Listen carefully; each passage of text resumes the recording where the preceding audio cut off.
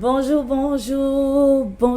à toute notre famille 2HL. Nous voici encore pour un nouveau rendez-vous sur la plateforme de Holy Life in a Hopeless Land, un podcast chrétien qui a pour but de nous encourager à vivre une vie de jeûne, mais surtout de jeunes chrétiens en intégrant Christ dans notre quotidien, même si nous ne sommes pas sur notre terre d'origine. Alors pour ceux-là qui nous rejoignent pour la première fois, nous vous disons soyez les bienvenus. Moi c'est Géolia et je vous dis encore à ceux-là qui ont déjà pris cette habitude d'être avec nous, qui ont déjà regardé les premiers épisodes de cette émission, alors nous disons que nous sommes heureux de vous rencontrer aujourd'hui. Alors, soyez les bienvenus, que Dieu vous bénisse de là où vous êtes, alors que vous avez pris cette décision de pouvoir partager ces moments très intéressants pour encore nous cultiver dans la parole de Dieu. Alors, je laisse la place à ma chère sœur qui est ici avec moi pour se présenter et commencer ces moments. Ok, d'accord. Bonsoir à tous. Moi, c'est Azel. Et comme elle a déjà dit, si vous nous rejoignez pour la première fois, bienvenue et merci à tous ceux qui continuent à nous suivre. D'accord, je vais, comme habituellement, je vais d'abord commencer, je vais prier. Éternel Dieu de bonté, Dieu de grâce, je veux te dire merci pour cette journée que tu as encore fait. Je veux te dire merci, ô éternel Dieu, de ce que nous croyons que tu seras avec nous pendant tous ces moments. Éternel Dieu, je crois, ô éternel Dieu, que tu pourras encore parler à mon frère et à ma soeur au travers de ce sujet que nous aborderons aujourd'hui.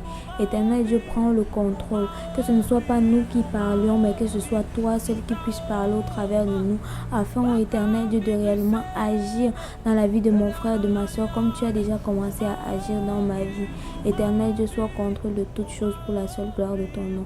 C'est dans le nom précieux de Jésus-Christ que j'ai prié. Amen. Amen. Alors, on est avec toi, Azaël. On aimerait savoir quand même aujourd'hui, on est réunis pour une nouvelle partie. Voilà. Quel est le thème qui va nous conduire aujourd'hui quand même? Ok, d'accord. C'est moi qui fais le review du thème d'aujourd'hui. Ok, le thème d'aujourd'hui, c'est vaincre la comparaison malsaine. Ah oui.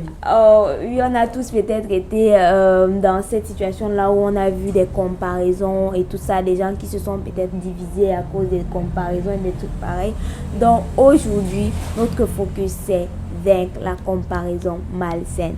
Mais en fait, avant de commencer, je pense qu'on doit d'abord connaître une sorte de définition du dictionnaire ou alors qu'est-ce que la comparaison proprement dite avant même d'arriver sur malsaine et puis même de la vaincre.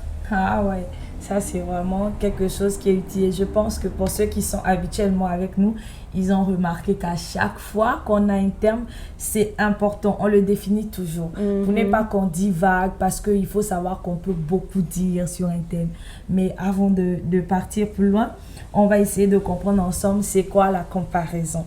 Alors, à proprement dit, selon nos dictionnaires qu'on peut avoir, la comparaison n'est autre qu'un rapprochement qu'on peut faire entre deux personnes ou entre deux choses en examinant soit les ressemblances, soit les différences. Donc, c'est un peu ce qu'on peut dire au niveau de la comparaison. C'est vraiment une définition que si tu pars voir le Larousse, tu tapes c'est quoi la comparaison, c'est clair, c'est ce qu'on va te donner. Donc, c'est un peu ça en ce qui concerne la comparaison. Exactement. Et déjà, aujourd'hui, on ne va pas faire une redéfinition du thème qu'on a les épisodes passés. On va vraiment aller sur ce principe-là.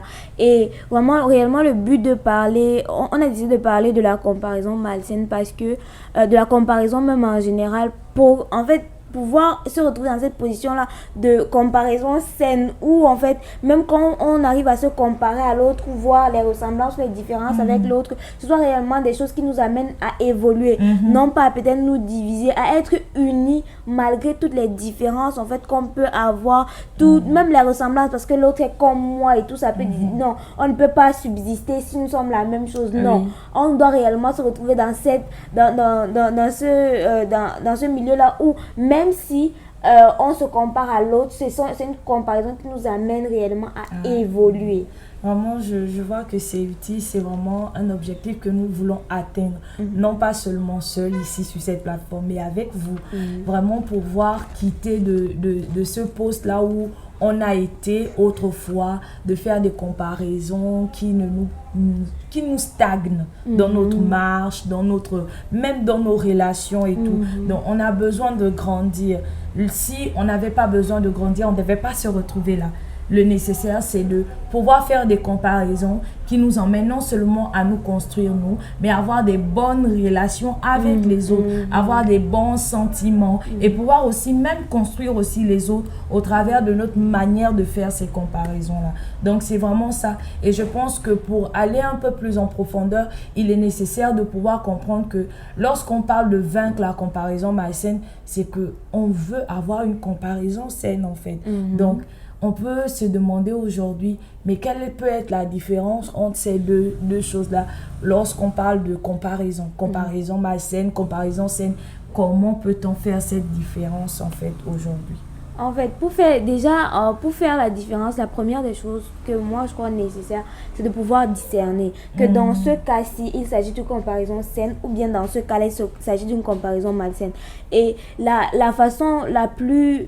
Bon, déjà, il faut déjà savoir en fait que le Saint-Esprit d'une manière ou d'une autre va te parler, va te dire que ces sentiments, ce ne sont pas les sentiments que je veux en toi. C'est pas comme ça que je veux. Et peut-être même la manière la plus souvent logique, même nous-mêmes qu'on peut essayer un peu d'analyser, de voir, c'est de se dire qu'est-ce que cela produit en nous. Quand par exemple, je regarde le succès de ma soeur, quand je regarde ce qui arrive à mon frère, ce qui arrive à ma soeur, comment est-ce que je me sens? Qu'est-ce que ça produit en moi? Est-ce que c'est le désir moi-même de me dépasser ou peut-être de me dépasser, d'évoluer? Ou bien est-ce que c'est peut-être un désir il y a une certaine jalousie qui commence à naître en moi? Est-ce qu'il y a une envie? Est-ce qu'il y a peut-être cette petite convoitise-là qui est en moi? Et cela, en fait, à ce moment-là, quand tu rentres en toi-même et tu te poses ces questions-là véritables, à ce moment-là, tu es capable de discerner pour savoir, ok, là il s'agit de comparaison malsaine, là il s'agit de comparaison saine. Et c'est à partir de là qu'on pourra vraiment mieux évoluer, comprendre comment vaincre la comparaison malsaine. Et je pense que c'est un point aussi, quelque part, qui est abordé par la parole. Parce qu'il faut savoir qu'on parle ici, mais on est enfant de Dieu, donc on se base vraiment sur ce que la parole nous dit. Et c'est quand même un point qu'on peut voir au niveau dans la vie de disciples, lorsqu'ils étaient avec Jésus. On voit à ce moment-là, lorsque on a les enfants de Zébédée qui viennent demander à Jésus, mais nous on veut que tu nous mettes l'un à la gauche, l'un à la droite. Et finalement, ça va susciter dans la vie, dans le cœur des autres, en fait, des autres disciples, cette jalousie-là de vouloir demander, mais non, mais qui est grand parmi nous? Qui mérite d'être là? Qui mérite d'être là? Et je pense que la Bible, on traite, en fait, c'est réellement pour nous emmener à bannir cette comparaison malsaine. Parce que même quand Jésus va leur répondre, Jésus va leur dire que c'est pas ce qui est nécessaire. Celui qui veut être plus grand doit être celui qui sert les autres, en fait. Le plus grand, c'est celui qui se fait plus petit au milieu des autres. Donc, on voit réellement qu'on n'a pas besoin, en fait, cette comparaison malsaine, en fait, à ce moment-là, on va au milieu des disciples sans emmener une certaine discussion entre les autres. C'est vraiment une dispute. Là, on cherche à avoir le positionnement. Là, on cherche à avoir c'est moi qui est devant, c'est toi qui est derrière. On cherche vraiment à vouloir piétiner l'autre, quoi. Et réellement, si déjà on a ces différents éléments-là qui surviennent en nous lorsqu'on fait une comparaison, il s'agit bien évidemment d'une comparaison malsaine. Et vraiment, je pense que au niveau de nos familles, nous-mêmes, on peut le vivre. Il y a des témoignages personnels. Aujourd'hui, on est là quand même, on ne peut pas se dire qu'on parle de quelque chose, le monde tout le temps, la nature nous parle, le monde nous enseigne tout le temps. Et moi, je pense que particulièrement, j'ai été frappée par cela, cette comparaison-là, au niveau familial en fait. J'ai été élevée dans ce milieu-là où je parlais pratiquement être élevée par mes grands-parents et je me vois être la seule petite fille parmi tous les enfants de la maison, en fait. Le reste, ce sont mes tantes, ce sont mes oncles, évidemment. Donc, on n'a pas le même statut. Eux, ils ont leurs parents, ils ont la figure parentale, la figure d'un père, la figure d'une mère. Moi, j'ai la figure d'un grand-père, d'une grand-mère. Mais ce n'est pas forcément évident que je sois tout à fait libre comme les autres. Et il arrivait des moments où quand je vois, par exemple, mon grand-père, il a acheté ça pour sa fille, il a fait ceci. À un moment donné, ça suscitait vraiment des jalousies, des querelles, même parfois au milieu de nous, tu es là, tu jalouses. Et c'est même pas seulement au niveau de nous les enfants, mais même les parents. Parfois les parents, même parfois mes tantes, elles me disaient souvent ça, oh non, toi tu ne peux pas te comparer. Exemple, j'avais une petite tante à moi, on avait peut-être le même âge, on était de la même génération, et souvent ma grande tante disait souvent que tu n'as pas le droit de te comparer à tel, tu ne peux pas te comparer à tel parce que tel a un père, tel a une mère, toi tu es là, tu es comme ça et tout, toi ce sont tes grands-parents. Donc si l'autre on a acheté ça, on n'est pas obligé de t'acheter ça. Donc il faut comprendre. Donc tu vois déjà, ça suscite déjà le fait qu'on soit différent, que le fait qu'on est différent n'est pas pareil, on ne peut pas s'unir, on ne peut pas être ensemble, les choses comme ça. Et sincèrement, ça emmenait des querelles, des animosités. Moi, concrètement, je vivais avec cette jalousie-là, mais s'il n'y avait pas Dieu, où serais-je aujourd'hui? Où serais-je aujourd'hui? C'est vraiment un élément qui est essentiel aujourd'hui, vraiment, pour en parler.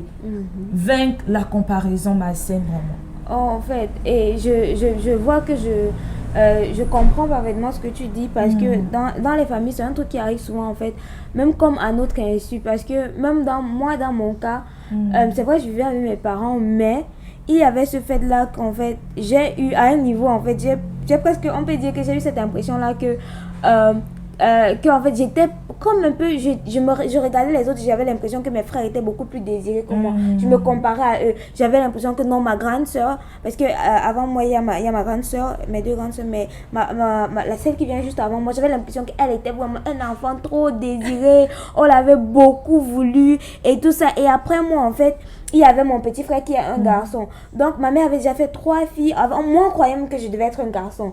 Et je suis pas née un garçon. Et puis, parce que, tu sais, dans le village, ma mère, c'était une ville, mais une petite ville. Il n'y avait pas la décographie, c'était encore à l'époque. Et avec ça, on disait que bon, pour savoir si c'était une fille ou un garçon, il vérifiait juste, en fait, il y a ces petits signes-là, si l'enfant botte de ce côté, il fait ceci, on va dire que non, c'est un garçon et tout, mais elle croyait, elle était convaincue que je devais être un garçon. Mais après, en fait, quand elle est allée accoucher, je suis sortie une fille. Et puis, après, moi, dans mes maintenant, vient comme, en fait, le garçon tant attendu. Je me disais à ce moment-là, non, en fait, mon frère était réellement désiré parce que c'était le premier garçon et tout. Et ma soeur aussi, elle était vraiment un enfant très désiré. Moi, je me dis, oh, donc je suis juste là, l'enfant. Peut-être ma mère m'aime moins parce qu'en fait je suis sortie une fille et puis je me comparais à mes frères. Même quand tes parents peut-être n'y pensent pas nécessairement, mais en fait ils font peut-être ils achètent quelque chose à mon frère ou ils achètent quelque chose à ma soeur. Moi je me dis non, c'est parce qu'en fait moi on m'aime moins, c'est parce qu'en fait je commence à comparer ce que je possède, ce que ma soeur possède. Et ça en fait la seule chose que ça faisait, c'était que ça amenait de l'amertume en moi et dans un certain sens ça me détruisait intérieurement. Cela en fait j'ai pu réellement en fait dans une certaine mesure vaincre cela à ce moment-là, dans ce cas précis en fait, quand j'ai pu réellement causer avec ma mère, parler avec elle et lui dire, et ouais, mais en fait, réellement, elle a pu m'expliquer que ce n'est pas parce que je croyais que tu devais être un garçon, que tu es née une fille, que ça fait en fait que je t'aime moins ou que je te considère moins que ton frère ou ta soeur en fait. Tu es autant désiré que chacun de vous en fait a été désiré et vous êtes chacun de vous pour votre part un don de Dieu. Et ce sont les mêmes sentiments aussi en fait que mon père en fait manifestait. C'était juste moi, ma conception et la façon dont je voyais les choses en fait qui m'ont bloqué. Au-delà de cela, ça c'est déjà peut-être dans le domaine familial, mais même parfois en fait dans le cadre des études. Parce qu'en fait, il faut être terre à terre, nous sommes des étudiants. Et parfois la comparaison dans le milieu étudiantin, c'est souvent c'est souvent réellement quelque chose. Et je me rappelle aujourd'hui, c'est vrai que j'en ris aujourd'hui avec ma meilleure amie, mais avant qu'on ne se rapproche, il y a une classe qu'on avait fait ensemble à l'époque et la première fois qu'on avait fait la même classe, je ne l'aimais pas du tout. Alors là, pas du tout. C'est pas... en fait, nous sommes 3 meilleures amies et j'étais déjà meilleure amie avec une. Et il y avait elle juste qu'on ne connaissait pas encore, on venait encore d'apprendre à la connaître. Et on se disait non mais elle se prend pour qui? Vraiment. Elle croit qu'elle est qui? Elle était assise devant, binoclade et tout, toujours avec les enseignants, toutes les réponses, les enseignants posent des questions, et elle répond toujours. En fait, on dit que non mais elle veut trop se faire voir, elle se prend pour qui? Elle fait tout ça. Et on a commencé à se comparer, on dit que non, elle n'est pas notre qualité de personne. On l'a vu, on a vu qu'on était différentes et tout, on s'est dit non, elle c'est pas notre qualité de personne, on ne peut pas être amie avec ce genre de personnes là. Mais en fait on a passé 1 an dans cet état là, mais l'année d'après en fait, quand j'ai pu réellement parler avec elle, j'ai pu en fait, quand j'ai eu la possibilité de comprendre peut-être c'est les défis auxquels elle-même elle était confrontée, la raison pour laquelle elle agissait comme ça, et de réellement connaître qui elle était, tous ces préjugés là à cause d'une comparaison qui n'avait même réellement pas lieu d'être. Je me suis rendu compte que c'était une magnifique personne, et jusqu'à aujourd'hui je ne peux pas dire à quel point en fait elle a été une bénédiction en fait pour moi. Le Seigneur m'a tellement parlé au travers d'elle, et je pense que si vous avez suivi l'épisode du témoignage, j'ai dit que j'ai parlé à ma soeur, à ma meilleure amie, il y avait à elle aussi que j'ai parlé, qui m'a aussi encouragé à réellement commencer ce podcast, et elle, en fait on s'encourage tellement mutuellement. Je dis, si était vraiment resté dans cette idée là de non, on se compare et tout, et ça m'aurait en fait bloqué, ça aurait même peut-être pu bloquer les bénédictions que le Seigneur aurait pu avoir pour moi au travers d'elle en fait. C'est un peu ça réellement, c'est comme ce vice là de la comparaison malsaine qui dans un certain sens en fait nous détruit réellement de l'intérieur, qui nous amène en fait à réellement avoir en fait cette amertume là à l'intérieur qui nous empêche de nous développer. Mais je pense qu'on a quand même beaucoup parlé sur la comparaison malsaine. C'est vrai qu'on a beaucoup parlé, est-ce que c'est le fait de vaincre la comparaison malsaine, on a beaucoup parlé dessus pour vraiment comprendre. Mais il faudrait aussi qu'on aille de l'autre côté, le côté de la comparaison saine. Mais oui, c'est vrai on s'est beaucoup attardé sur le fait de la comparaison malsaine. Mais il y a une chose que j'ai quand même retenue dans ce que tu es en train de dire, c'est que la comparaison, en fait, on peut la voir malsaine au niveau de notre raisonnement aussi. Quelle est la qualité, quelle est la raison qui me pousse même à faire la comparaison en fait. C'est réellement ça le fond qui va nous permettre de déterminer réellement est-ce que là j'ai une comparaison malsaine qui veut se manifester là tout de suite là, parce que quand j'essaie un peu de voir le côté où tu parlais exemple de tes parents, je vois que les parents c'est normal pour des parents, hein. C'est normal, l'objectif de nos parents c'est de vouloir le bien-être de nos enfants, et à ce moment là quand le parent le fait, quand il veut peut-être agir pour un frère, pour une soeur, il le fait vraiment avec tout l'amour possible, parce que c'est aussi son enfant. Et toi, peut-être quand tu vois ton parent en train de le faire, vraiment, ça te nourrit des choses en toi, ça commence à te donner des choses en toi, et puis tu te dis là, à ce moment, oh, mes parents ne m'aiment pas. Mais qui t'a dit qu'ils ne t'aiment pas? Au contraire, ils t'aiment. Ils ont des raisons bien valables qui les emmènent peut-être à agir comme ça. Et je pense que vraiment, au niveau de nos raisonnements, on doit quand même avoir une certaine analyse, chercher à réfléchir quand même que cette comparaison-là, je suis emmenée à faire ça. Pourquoi en fait? Quelle est la raison qui est derrière ça? Pour pouvoir vraiment essayer d'enlever ces mauvaises pensées qui viennent en nous et les bannir en fait, pour avoir vraiment la comparaison saine sur le coup en fait. Emmener une comparaison qui nous emmène à avoir une comparaison qui nous emmène vraiment à grandir. Et c'est vraiment de là maintenant qu'on va essayer de parler. C'est quoi une comparaison saine en fait? Et comment peut-on la comprendre en fait? C'est quoi une comparaison saine? Comment je peux être emmenée à avoir maintenant des comparaisons aussi saines? Oui, en ce qui concerne la comparaison saine, c'est déjà en fait le fait que lorsque je pense que je l'ai déjà dit lorsque nous étions dans l'introduction, lorsque je parlais du fait que tu regardes en fait peut-être aux réussites de l'autre, tu regardes en fait à ce que l'autre aime en général, pas seulement les réussites mais ce que l'autre fait et tout, quand tu regardes, mais en fait déjà ça amène ce sentiment là peut-être de joie en toi, tu dis oh ok, le Seigneur est en train d'agir au travers de ma soeur, au travers de mon frère, ça c'est, mais il y a aussi ce côté de remise en question là où tu te dis ok d'accord, mais je peux aussi avoir peut-être ce don ou ce truc, mais je ne travaille pas assez. Ma soeur, mon frère travaille dessus et ça lui permet réellement en fait d'évoluer. Moi je me dis ok d'accord, je ne travaille pas, je me remets en question et ça m'amène réellement, ok peut-être je me disais que non, personne ne peut jamais réussir ça, mais quand je vois en fait la réussite de mon frère, de ma soeur, je me dis oh ok c'est possible de réussir, je regarde à moi, je me dis ok c'est possible de réussir et je peux aussi en fait, ça me donne cette impulsion là de pouvoir avancer, de faire ce que j'ai à faire, parce que j'ai regardé à mon frère, j'ai regardé à ma soeur, j'ai vu que non, cette personne a pu vaincre, a pu en fait réellement réussir. Donc moi aussi, je peux réussir et je peux me lancer. Je pense même que Paul le dit d'une certaine manière dans Philippiens 3, le verset 17, où il dit, je vais utiliser la version Summer, je disais Philippiens 3, le verset 17, qui dit, suivez tous mon exemple, frères, et observez comment se conduisent ceux qui vivent selon le modèle que vous trouvez en nous. Donc, en fait, il amène réellement, il parle de cela pour qu'on puisse réellement regarder aux autres. Quand tu regardes à l'autre et tu prends l'autre un peu, quand tu vois des bonnes choses dans ton frère ou ta soeur, en fait, que tu le prennes comme un modèle pour que toi aussi tu puisses l'appliquer dans ta vie. Je pense que dans la version 8 secondes, il parlait d'être des imitateurs, en fait. D'imiter l'autre, de voir ce que l'autre fait de bien et peut-être de se remettre en question pour pouvoir s'améliorer. C'est dans ce cadre-là qu'on parle réellement de comparaison saine, parce que ça nous permet réellement d'évoluer. C'est ça la comparaison saine. Et je pense que en ce qui concerne la comparaison saine, c'est vraiment l'objectif qu'on doit viser et chercher à avoir cette comparaison saine, parce que au vu de tout ce que tu es en train de dire, on voit vraiment que c'est un élément essentiel qui nous permet de nous propulser, qui nous permet de grandir, qui nous permet d'apprendre. On a besoin d'apprendre parce qu'on ne connaît pas tout. Et souvent, quand on voit les autres évoluer dans certains domaines, notre objectif, en fait, ce n'est pas de vouloir ce n'est pas de les nuire, en fait, ou bien de vouloir dire que non, moi, je veux être comme tel, je veux forcément, impérativement être comme tel. Non, tu peux faire peut-être cette chose, mais faire ça à ta manière, à toi. Pas forcément vouloir faire comme l'autre, en fait. Forcément dire que comme l'autre a dit A, moi aussi je vais dire A. L'autre a mis A, moi aussi je vais mettre A. Non, tu n'as pas besoin de ça.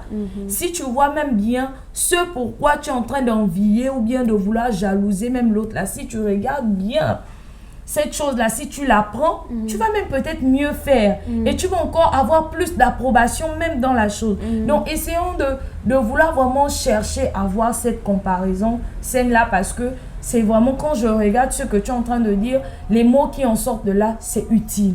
Ça nous permet de grandir. Et c'est nécessaire. C'est ce qu'on cherche. Sinon, on ne serait pas là aujourd'hui. On cherche comment grandir, on cherche comment se construire, on cherche comment évoluer. Et pour cela, il faut qu'on ait la comparaison saine, qu'on parvienne à le faire.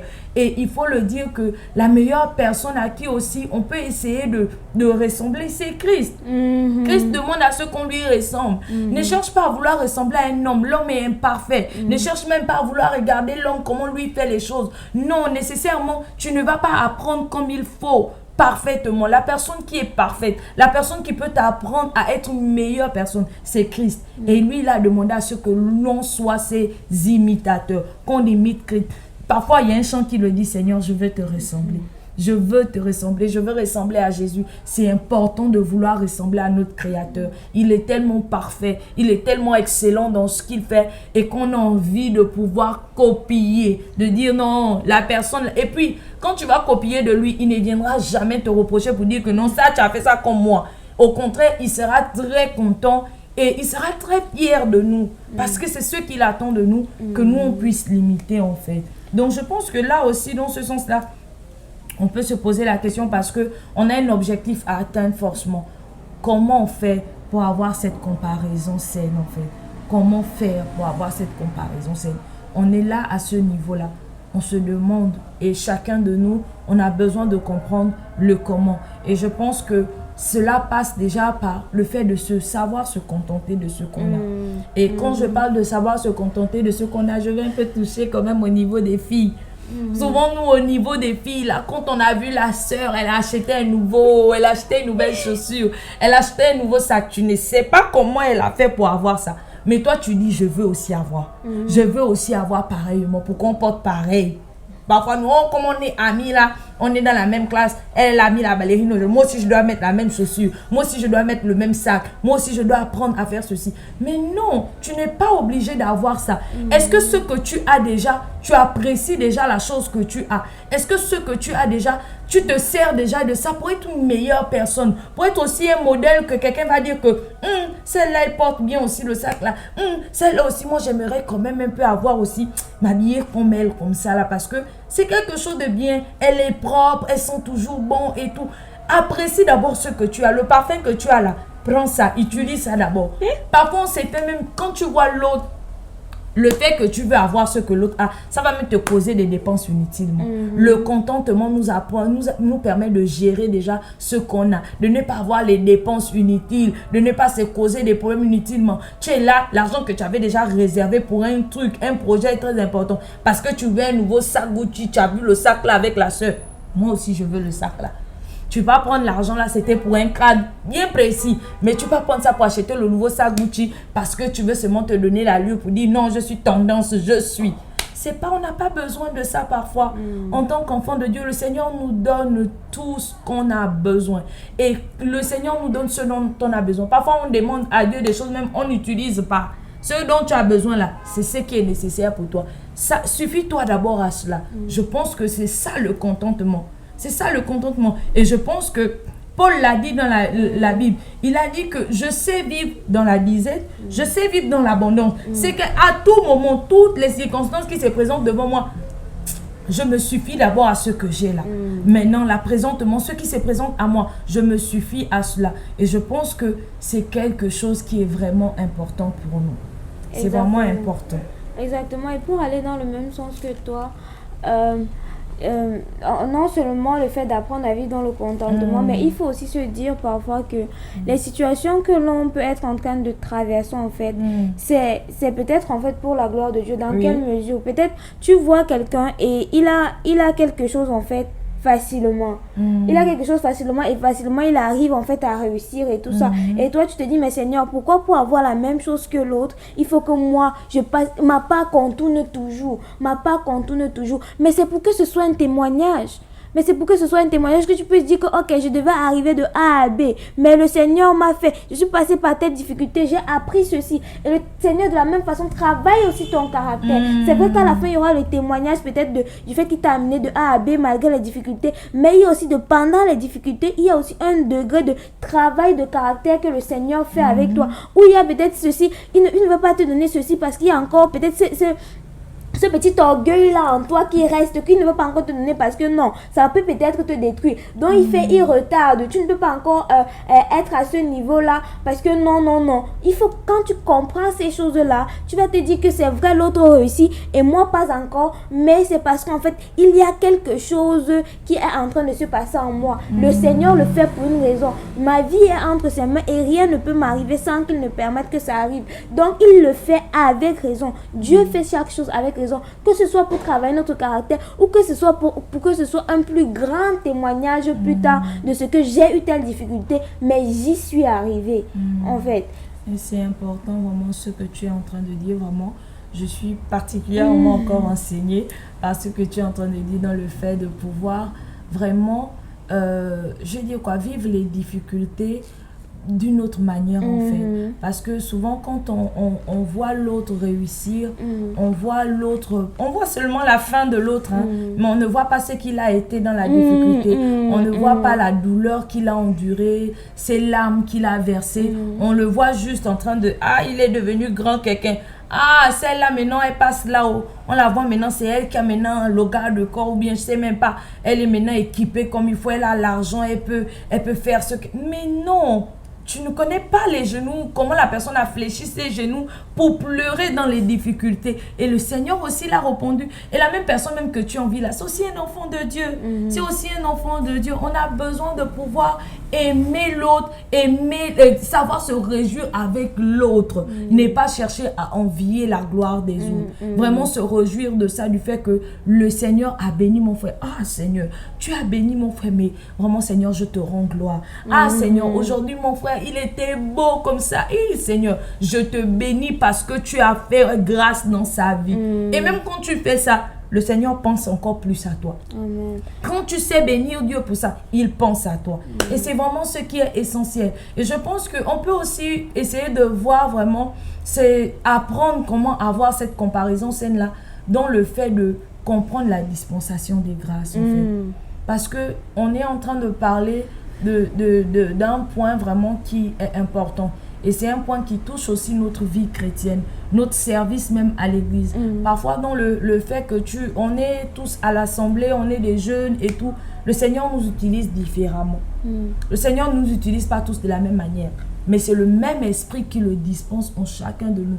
Toi, tu as le don peut-être de parler en langue. L'autre a le don de prophétie. L'autre a le don de guérison. L'autre, le Seigneur lui a donné de pouvoir savoir bien parler. Quand il parle comme ça, oh Seigneur, la parole rentre dans le cœur. Il enseigne tellement bien. Il exhorte tellement bien. Mais pourquoi vouloir chercher à ce moment-là, exemple, de vouloir dire que, moi, je veux prêcher comme lui, comme ça, comme il fait. C'est pas la même chose. Tu ne peux pas vouloir prêcher comme lui, comme ça. Dis au Saint-Esprit que, Seigneur, si tu m'as aussi appelé au même ministère là, il faut me donner maintenant d'avoir aussi, c'est de prendre ça au sérieux et d'exceller dans ce ministère auquel tu m'as appelé. C'est pas pour venir envier. Donc à ce niveau-là, on peut voir que le Seigneur travaille en chacun de nous de différentes manières. On n'a pas tous les mêmes grâces pour pouvoir, comment on appelle ça, j'ai envie de dire, pouvoir faire des comparaisons. Donc, apprécie le talent que le Seigneur a mis en toi, le don que le Seigneur a mis en toi. Travaille ce don-là. Taille-le très bien. Et puis, tu vas voir comment la gloire de Dieu va se manifester au travers de ce que tu es en train de faire pour le nom du Seigneur. Et c'est vraiment ce qui est essentiel, en fait. Parce que cette dispensation de grâce-là, le Seigneur l'a fait. Il l'a fait pour la gloire de son nom. Le fait qu'on soit différents ne nous empêche pas d'être unis. Le Seigneur a dit que nous sommes un corps. Moi, je peux être l'œil, l'autre peut être l'oreille, l'autre peut être la bouche. Mais l'oreille ne peut pas dire à la bouche, moi, je n'ai pas besoin de toi. La bouche ne peut pas dire au pied, tu sais là où tu es là, tu me fatigues, tu fais que me déplacer. Non, non, non. On ne peut pas vivre comme ça quand même. On s'accepte, on est unis. Vous voyez, on a l'oreille, on a le pied, mais ensemble, ça forme un corps. Et quand le corps est uni comme ça, le corps peut pleinement manifester la gloire de Dieu, pleinement manifester l'excellence de Dieu. Et là, on voit encore combien notre Dieu, il est extraordinaire dans ce qu'il fait. La différence n'est pas la division. La différence, c'est pas forcément qu'on doit être divisé, non. On doit être unis. Si l'autre fait la prophétie, l'autre fait le parler en langue, l'autre fait l'enseignement, on va voir qu'ensemble, ça va contribuer pour l'expansion de l'évangile. Et c'est important. Au lieu de vouloir envier, de vouloir, je ne sais pas, avoir ces sentiments d'animosité, ce n'est pas bon. En fait, c'est ce que j'aimerais un peu dire encore sur ce point. Je pense même que Paul le dit dans Ephésiens 4 au verset 7, où il dit, je vais lire pour nous, il dit cependant, je lis encore dans la version Semeur, cependant chacun de nous a reçu la grâce de Dieu selon la part que le Christ lui donne dans son œuvre. C'est vraiment pour appuyer déjà ce que tu as à dire. Mais en fait, la chose que réellement on doit retenir de tout cela, c'est de réellement avoir les mêmes sentiments qui étaient en Jésus-Christ. Et je pense que c'est dit dans Philippiens 2, à partir du verset des versets 4 à 5. Je pense que tu peux lire dans la version Louis II. D'accord, dans la version Louis II, la parole de Dieu, elle déclare que chacun de vous, au lieu de considérer ses propres intérêts, considère aussi ceux des autres. Ayez en vous les sentiments qui étaient en Jésus-Christ. Amen. Amen. Amen. Je pense que c'est ça en fait qu'on doit retenir, que de se comparer en fait, ayant les mêmes sentiments, de se comparer, d'envier l'autre, d'avoir ces jalousies-là, d'être dans une comparaison malsaine. Mais retrouvons-nous plutôt dans ce cas-là de comparaison saine, avec les mêmes sentiments qui étaient en Jésus-Christ. Amen. Et on n'oublie pas vraiment l'objectif de tout ça, c'est vraiment produire en nous des bons sentiments. On l'a dit tout de suite. On l'a dit et la parole de Dieu l'appuie. Nous sommes des jeunes et nous on parle parce que on a besoin, cette génération que nous sommes aujourd'hui, on a besoin d'avoir des bonnes comparaisons. Entre nous, les jeunes, on se divise beaucoup. La jeunesse, on a tendance à ne pas vouloir nous progresser ensemble. On veut progresser seul. Non, on doit progresser ensemble dans l'unité du corps de Christ. Et c'est vraiment ce qui est utile. Et je pense que on peut, sur la base de ces paroles, on peut prier vraiment ensemble. On va prier afin de bénir encore le Seigneur et de lui demander encore de nous faire grâce. Alors, éternel Dieu de gloire, je viens te bénir pour ta parole, Père éternel. Merci parce que Elle est là encore, Seigneur, pour nous faire grandir, Père éternel. Et tu as déclaré qu'on n'allume pas une lampe, Seigneur, pour la mettre sous le boisseau, mais c'est pour la mettre sur la table afin qu'elle éclaire toute la maison. Et nous avons pris ta parole, nous l'avons encore, Éternel, partagée aujourd'hui. C'est pas pour qu'elle reste, Éternel, en dessous de nos pieds ou qu'on bafoue cette grâce-là, on foule cette grâce-là à nos pieds. Mais nous voulons, Seigneur, oh Dieu de gloire, la mettre sur la table de nos cœurs. Nous voulons que cette parole-là, Éternel, trouve la place en chacun de nous, afin que cette génération que nous sommes, Seigneur, nous participons, Seigneur, à la gloire de ton nom, Père. Nous avons compris aujourd'hui, Seigneur, qu'il est utile pour nous d'avoir de bons sentiments et de se procurer, Seigneur, d'une meilleure manière de faire, de comparer, Éternel, les choses. Et nous avons compris que la personne à qui nous devons nous comparer essentiellement, Seigneur, chercher à ressembler, c'est toi, Éternel Dieu de gloire. Et donne-nous encore cette capacité, parce que tu as dit, ce n'est ni par notre propre force, ni par notre intelligence, mais c'est par ton esprit. Seigneur, alors nous voulons arriver à avoir cette comparaison saine par ton Esprit Saint, afin que toi seul tu sois glorifié, Seigneur, mon Dieu, mon roi. Béni sois-tu, Seigneur, pour toutes ces personnes qui nous ont écoutés, toutes ces personnes-là, Éternel, mon Dieu, qui ont trouvé leur part au travers de ce message. Que l'honneur et la louange, la magnificence te reviennent à toi seul. Au nom de Jésus. Amen. Amen. Amen. Amen. Amen. Alors, je pense que nous sommes arrivés à la fin de cet épisode où on devait parler de vaincre la comparaison malsaine. Donc, si vous avez déjà eu des cas où vous vous êtes comparé à des personnes et le Seigneur vous a sorti de là, vous pouvez toujours donner, comme toujours, vos témoignages en commentaire. Et si vous avez aussi des choses à rajouter, il faut faire des commentaires, vous abonner. Et certainement, à la prochaine vidéo, on abordera un thème encore plus intéressant. D'accord. Bye bye à toute la famille de la chaîne. Bye bye.